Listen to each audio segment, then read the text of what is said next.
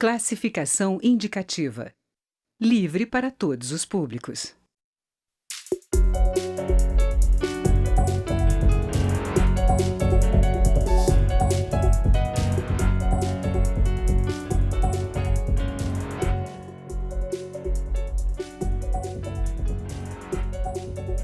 A violência no Brasil cresce e preocupa. O Atlas da Violência dos Municípios Brasileiros, divulgado pelo Instituto de Pesquisa Econômica Aplicada, o IPEA, aponta uma concentração de homicídios em 120 cidades brasileiras, especialmente nas regiões Norte e Nordeste. Segundo o levantamento, esses municípios, que representam 2% do país, concentram metade do total de homicídios registrados pelo Ministério da Saúde em 2017. O Câmara Debate discute como enfrentar o problema com os deputados Paulo Ramos, do PDT do Rio, e Capitão Wagner, do PROS do Ceará.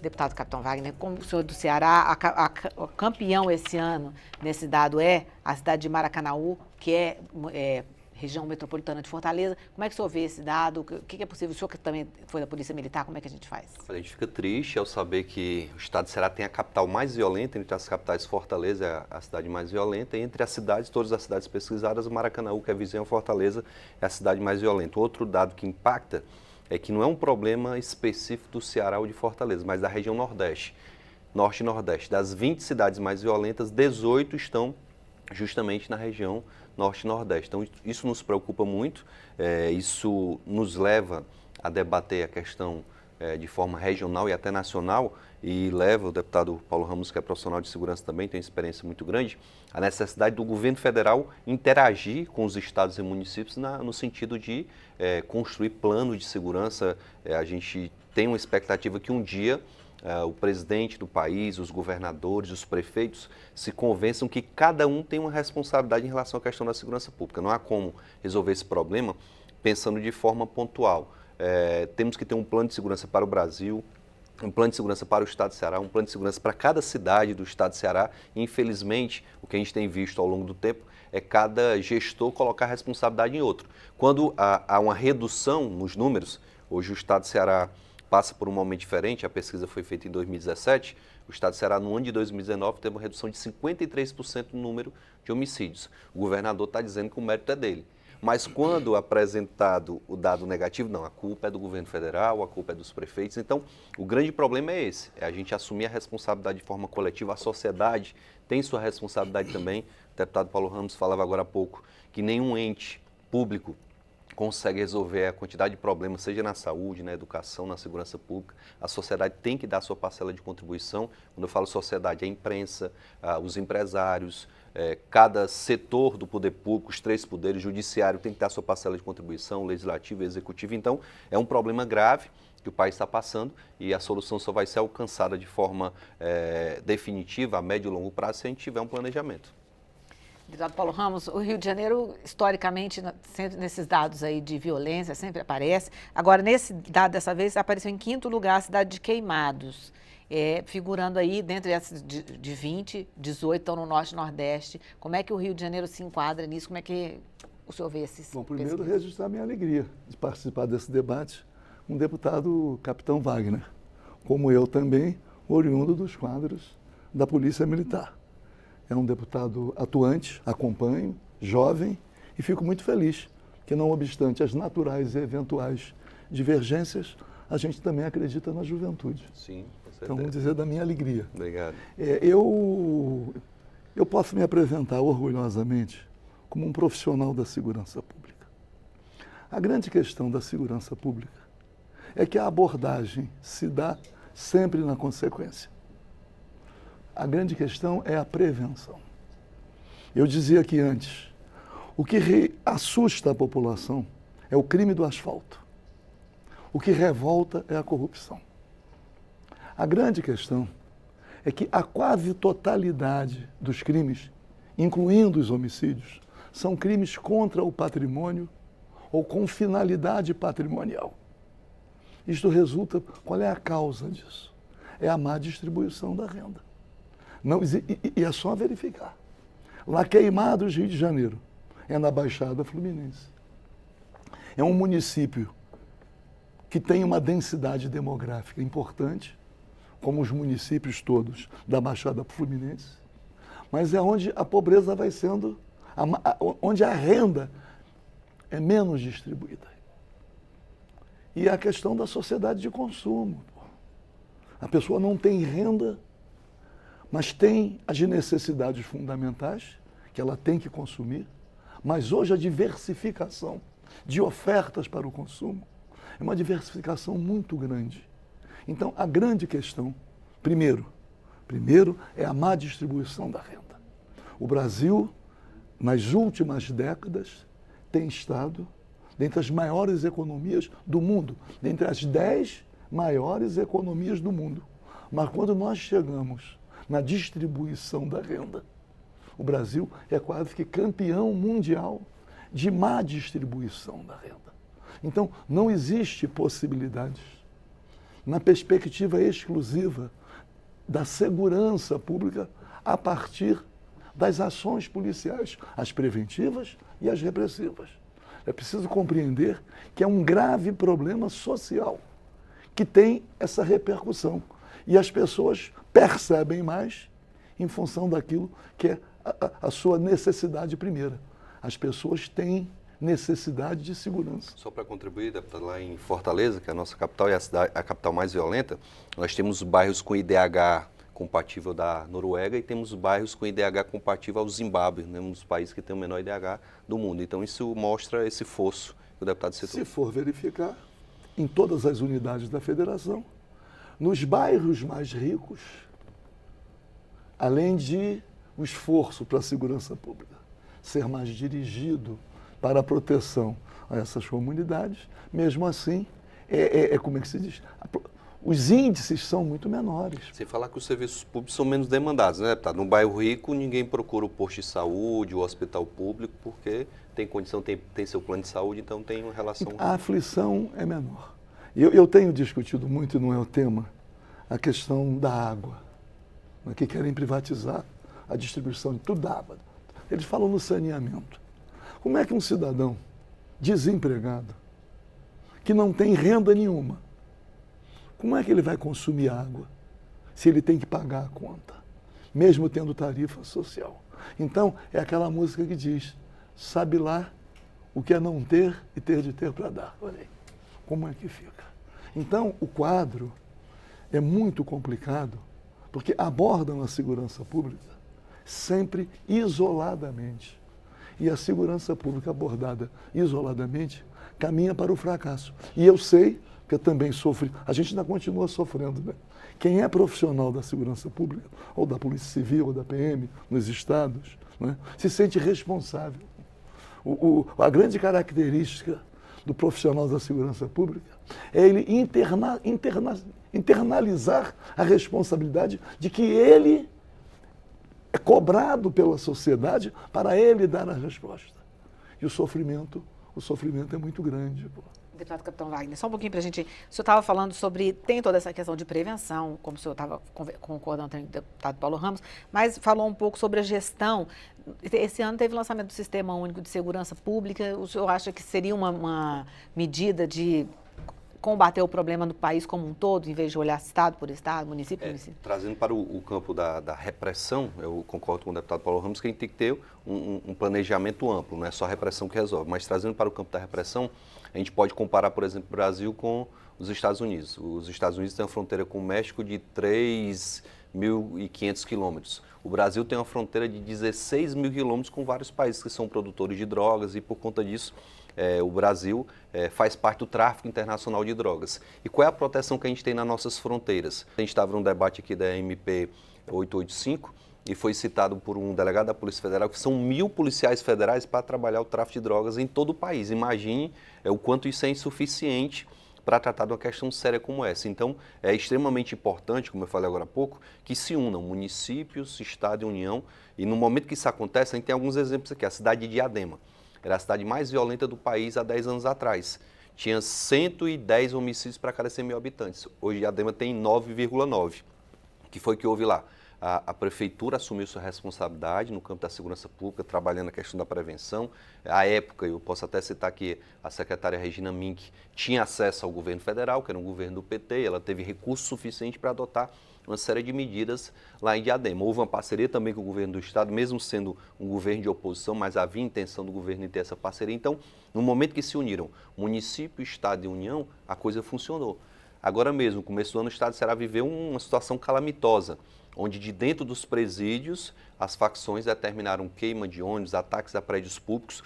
O governo federal mandou para lá a Força Nacional, mandou policiais rodoviários federais, deu todo o aporte necessário e a resposta veio. É tanto que o Ceará, esse ano, como eu falei, já tem uma redução de cerca de 53% do número de homicídios. Na hora que se unem as forças de segurança em todos os níveis, a gente tem um resultado adequado. Na hora que a gente tem a consciência que não basta, e eu conheço um pouquinho o Rio de Janeiro, não basta a repressão, eu tive visitando na época do auge das UPPs, eu visitei algumas comunidades no Rio, e quando a gente conversava com as pessoas reclamavam que a única presença do Estado naquelas comunidades era através da polícia. Faltava o saneamento básico, faltava a creche, faltava... Eu tive em Medellín.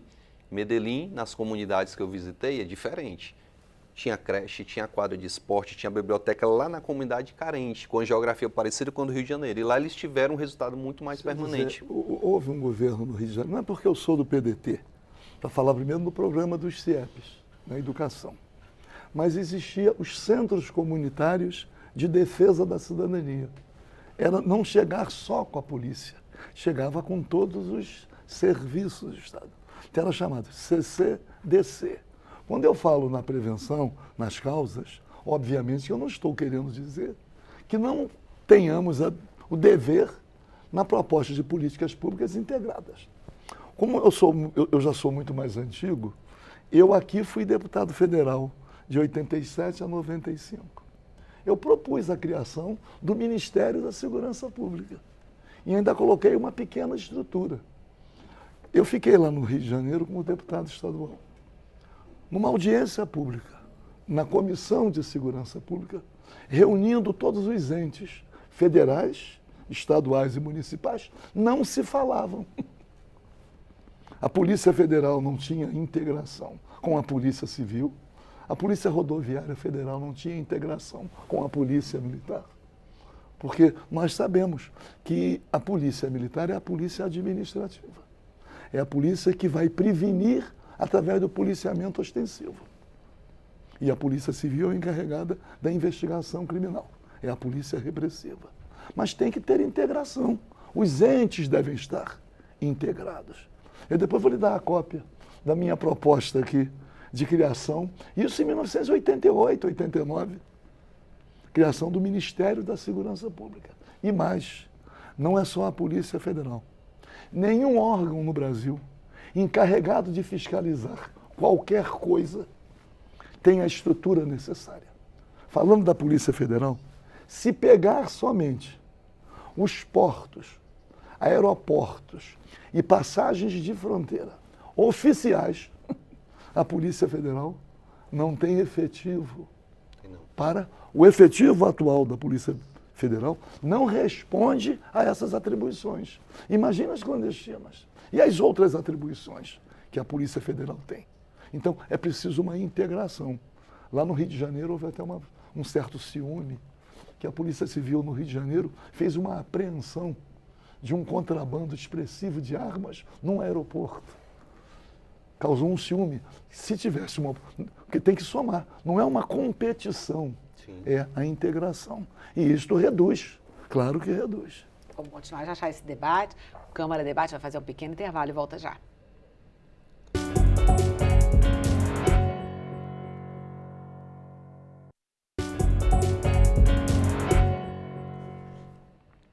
Câmara Debate está de volta. Hoje estamos conversando sobre a violência nos municípios com os deputados Paulo Ramos, do PDT do Rio de Janeiro, e Capitão Wagner, do PROS do Ceará. O deputado Capitão Wagner, o deputado Paulo Ramos estava falando sobre unificação, informação circular melhor entre as polícias, um trabalho mais azeitado aí. Existe muito problema de corporação também. Como é que é possível resolver isso para melhorar na ponta a segurança pública? Olha, sem dúvida nenhuma, a integração entre as instituições que fazem segurança pública ela é urgente. Além disso, hoje a gente tem um sistema de segurança em que cada polícia tem uma atribuição limitada. Por exemplo, se a gente pegar, hoje há uma tentativa na Polícia Militar em todo o Brasil de se criar o ciclo completo. O que é o ciclo completo? É a possibilidade do policial realizar a prisão e ele adotar todas as providências administrativas, ele mesmo fazer um TCO no próprio local onde ele efetuou a prisão, onde ele abordou o crime. Ele faz a investigação? Não seria a investigação, TCO seria o procedimento administrativo, termo circunstanciado de ocorrência. O que acontece hoje, para vocês entenderem na prática? Um policial militar efetua uma prisão na rua, ele tem que pegar o preso, levar até a delegacia. Quando chega na delegacia, até pelo acúmulo efetivo da Polícia Civil é muito pequeno, ele pega uma fila, o delegado vai emitir um exame de corpo de delito, ele vai no IML com esse preso, fazer o exame, chega lá, ele espera mais 1 hora até o médico poder atender, depois ele retorna para a delegacia para fazer o procedimento. Eu sei que, em média, pelo menos na maioria dos municípios, para realizar esse flagrante, ele leva ali cerca de 6, 7 horas. Quando ele próprio poderia, quando é um procedimento de menor potencial ofensivo, ele próprio poderia realizar esse procedimento. Isso funciona em Santa Catarina. Lá existe o TCO feito pelo próprio policial militar, pelo policial rodoviário federal, e há uma economia absurda de meios. Você imagina a quantidade de gasolina que se gasta durante esses deslocamentos, a manutenção dos veículos, o tempo em que o policial deveria estar na rua fazendo policiamento ostensivo e está lá na delegacia ou no IML para fazer esse procedimento. Então, há um problema muito grande de integração entre as instituições que fazem a segurança pública. Há um limite na atuação do policial militar, um limite na atuação do PRF, há um limite na atuação do guarda municipal. Então, esse limite acaba atrapalhando e gerando conflitos entre as próprias instituições. Já se tentou em alguns estados, o Ceará tentou algumas vezes essa integração e ela nunca aconteceu de fato. Ela acontece na teoria, até temos prédios lá no Ceará em que funciona o quartel da PM e a delegacia no mesmo prédio, mas não há uma integração de fato. Então é um problema sério, que foi citado aqui pelo deputado Paulo Ramos e que merece uma atenção muito especial para tentar gerar essa integração, inclusive de banco de dados. Existe o setor de inteligência da PM não interage com o setor de inteligência da Polícia Civil, que não interage com o setor de inteligência da Polícia Federal. Então um grande problema. Era para ser um banco de dados só. Como vencer essas barreiras da corporação? Cada uma das duas polícias, tratando só na esfera estadual, cada uma quer ter o ciclo completo. Isso. E existe ciúme. A Polícia Civil, ciosa de suas responsabilidades, entende que a Polícia Militar não pode invadir o que supostamente é a sua competência. É o termo circunstanciado. A Polícia Militar também reclama quando a Polícia Civil se apresenta fardada, fazendo operações policiais, fazendo coisas que são da atribuição da Polícia Militar. Eu tentei discutir a unificação das polícias. Se é possível caminhar para um modelo de polícia unificada. E aí teremos o ciclo completo. Eu cheguei aqui uma vez, como deputado federal, a propor que cada unidade da federação criaria a sua polícia. Teríamos vários modelos sendo experimentados. Se o Estado, se a sociedade decide, quer ter uma polícia unificada, faz uma polícia. Se quer ter polícia dupla, uma polícia dupla. Por quê? Porque essa competição, ela causa danos à própria segurança da população. Eu vi lá no Rio de Janeiro, numa unidade, uma brigalhada, porque o comandante do batalhão enfrentou e fazia o termo circunstanciado. Então, eu digo o seguinte, é preciso integração, que não veja isso como invasão de competência, que tenham atividades integradas. Quando a Polícia Civil quer fazer uma operação, faz junto com a PM. Como é que isso pode caminhar? Porque senão, quando não há essa integração, e dificilmente há. É porque há uma série de problemas. Por exemplo, o ingresso na Polícia Militar é de nível médio, o ingresso na Polícia Civil é de nível superior. Então, por ser de nível superior, o policial civil se sente mais qualificado e mais preparado do que o policial militar, praça, pelo menos, quando a gente fala. E na maioria dos estados é assim. Então, haveria necessidade de se criar um currículo padrão, critérios de ingresso também padrão, para evitar esse tipo de concorrência, inclusive salarial, de competência e etc. Acho que seria um caminho. Voltando um pouquinho para o mapa da violência, deputado, esse número de 20, dos 20 municípios, 18 estão no Norte e Nordeste, isso se atribui muito a tráfico de drogas? Aumentou muito na região Norte e Nordeste? Sem dúvida nenhuma. A Polícia Federal já apontou, inclusive, que a rota do tráfico internacional de drogas, até por questões geográficas, Fortaleza e Natal são duas cidades estratégicas para se distribuir a droga para a Europa, para os Estados Unidos e etc. Então, por conta disso, logicamente que as grandes facções que dominam o tráfico de drogas no Brasil, né, que se instalaram inicialmente no Rio de Janeiro e em São Paulo, o Comando Vermelho e o PCC, expandiram suas bases para o Nordeste e lá tem suas, suas representantes. No Ceará, por exemplo, se criou uma facção chamada GDE, Guardiões do Estado, que é parceira de uma facção a nível nacional. E lá há uma competição entre elas, e por conta dessa competição, e como o deputado Paulo Ramos falou muito bem, tudo tem a questão econômica e patrimonial por trás. Porque quando um membro de uma facção mata um membro de outra facção, não é simplesmente um homicídio, é para ocupar aquele espaço, para ter o poder de vender drogas, e o dinheiro sempre está sendo predominante. É que existe uma diferença entre o tráfico internacional e o consumo interno. Porque eu digo assim, a segurança pública vem se baseando numa equação, os termos da equação são termos equivocados. O elemento propulsor, isso lá no Rio de Janeiro, o elemento propulsor da criminalidade é o crime organizado. Reduziram o crime organizado ao tráfico de entorpecentes e simplificaram nas favelas. Então, os excluídos já foram criminalizados e têm que ser reprimidos. Aí o aparato policial é voltado muito mais para as comunidades excluídas do que para um modelo mais organizado, mais integrado de enfrentamento da criminalidade. E aí mentem. Não, os empregos gerados pelo tráfico de entorpecentes é um número muito pequeno de empregos.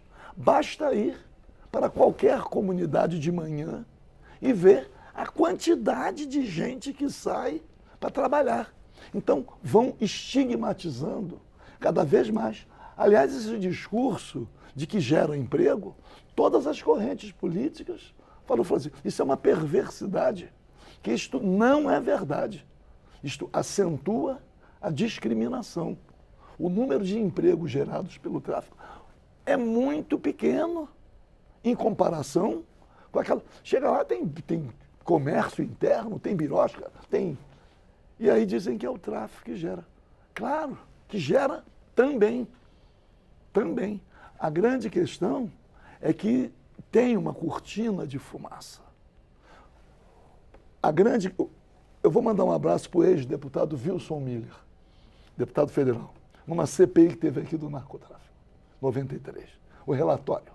É interessante ver o relatório. Ele disse o seguinte, os Estados Unidos da América do Norte, que são os maiores consumidores de tudo e, portanto, também são os maiores consumidores de substâncias entorpecentes, eles não querem reduzir o comércio. Eles querem reduzir o consumo lá, criando novos centros de consumo. Eles querem mudar as rotas. Ele fala no relatório, o Brasil daqui a 20 anos será um grande consumidor de entorpecentes. Como já é, né? Como já é. Passou a ser. Isso. Passou a ser. Então, existe uma cortina de fumaça. Eu digo assim, por que as maiores apreensões de cocaína refinada acontecem em São Paulo? Porque os novos modelos de gestão industrial, just in time, vamos aproximar os insumos. É melhor exportar para os países, Colômbia, Bolívia, exportar 20 produtos ou trazer de lá só a pasta para refinar aqui? Só fazer uma observação, deputado, a gente tem tido dois tipos de discurso em relação a essa questão da violência, né? Aquele discurso que trata da prevenção como ferramenta, e é importantíssima a prevenção, e aquele radical que diz que bandido bom é bandido morto, que a gente deve construir presídio, não deve construir escola, etc. Então, tendo o Ceará como referência, o Ceará nos últimos anos tem educação exemplar, a educação pública tem sido considerada a educação exemplar. E os resultados em termos de violência só têm aumentado a violência. Por que disso? Porque se trabalhou a prevenção, mas se deixou a repressão de lado.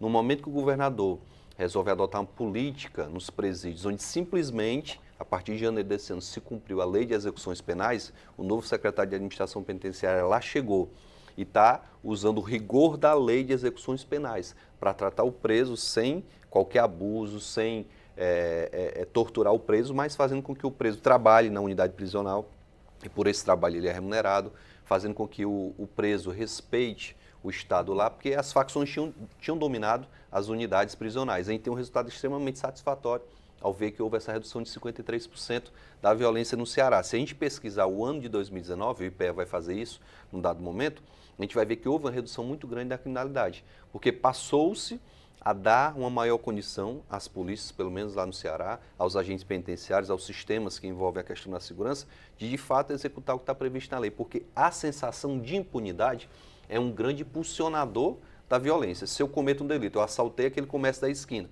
não aconteceu nada comigo, vou assaltar lá novamente, vou novamente, e é por isso que tem alguns relatos, o deputado aqui deve ser testemunha, trabalhou nas ruas, de comerciantes que foram assaltados 10 vezes pela mesma pessoa. É a sensação de impunidade. Rapidamente vai encerrar, deputado. Não, vou encerrar para dizer o seguinte, é uma coisa complicada, muito complicada. Por quê? Porque se tem desemprego para quem não delinquiu, como é que vai ter emprego para preso? Isso é um dilema, pô. Tem um filme do Carlitos, não sei se Tempos Modernos, que era um desemprego em massa, e o sujeito delinquia só para ser preso, porque no presídio ele comia. Pelo menos ele se alimentava. Esse é um dilema. Como é que nós vamos gerar empregos para os presos se não tem emprego para quem não delinquiu? Eu estou dizendo que é uma coisa que tem que ser conversada. A grande questão é que o Estado não tem possibilidades, através só da polícia, de reduzir a criminalidade. Não é possível. Não é possível. E é a questão da distribuição da renda. O jeito que está assaltando, ele está assaltando para ter acesso a um bem de consumo necessário. Porque eu sou de uma geração que não falava direitos humanos, eram necessidades fundamentais. Existem casos e casos, né? Tem assalto que não é para bem necessário. Porque fazem uma crítica à polícia civil. O percentual de elucidação é muito pequeno. Se olhar em números absolutos, elucidou até muito, pô. Mas a oferta de crimes que devem ser investigados é enorme. Então não consegue investigar. Aí é acusada. Eu vejo lá no Rio, fico até com pena. Percentual de elucidação é muito pequeno. Pequeno? Pô, nos outros países, não é isso? O que tem para ser investigado é em número muito menor. Bom, o assunto é complexo, nós vamos fazer novos debates para tentar melhorar a complexidade do assunto, melhorar assim, a opinião, ouvir mais a opinião dos deputados, os argumentos. Obrigada. De qualquer maneira, a minha alegria. Obrigada, deputado. Agradecer a TV. Ótimo, obrigada, deputados. O Câmara Debate termina aqui. Eu sou Mariana Pschitz e conversei com os deputados Paulo Ramos, do PDT Carioca, e o capitão Wagner, do PROS Cearense. Você pode rever essa e outras edições em nossa página na internet ou no YouTube. Obrigada pela audiência. Até mais. Tchau.